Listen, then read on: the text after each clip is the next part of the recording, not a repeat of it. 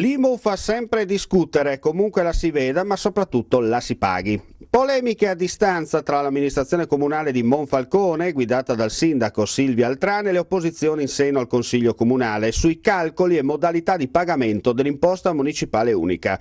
Le opposizioni evidenziano gli errori di calcolo nelle cartelle pervenute ai proprietari di immobili e terreni, non sempre residenti, accatastati nel comune di Monfalcone.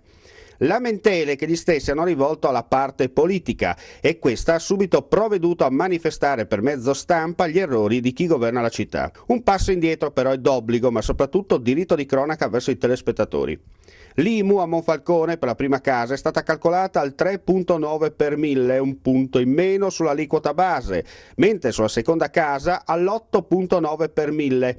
IRPEF scaglionata per le fasce con azzeramento al di sotto dei 15.000 euro di reddito. Monfalcone, al contrario di altrove, non ci sarà il salasso di dicembre, dal momento che la seconda rata sarà più leggera della prima. Ma le opposizioni, in particolare PDL e Lega Nord, attraverso i consiglieri Cisinta e Razzini, mettono in evidenza gli errori di conteggio e, visto che la legge parla chiaro, scadenza 18 giugno, per il malcapitato cittadino c'è il rischio che il detto, oltre il danno la beffa, si materializzi meglio della maledizione di Montezuma. Un consiglio da semplice cronista di provincia rivolto alla politica monfalconese a 360 gradi. Amici, siamo sì in Italia dove tutto è possibile e niente è impossibile, ma dimostriamo ai cittadini che la politica da queste parti è un'altra cosa, sana e vaccinata, matura a tal punto da far capire al palazzo che chi paga ha sempre ragione.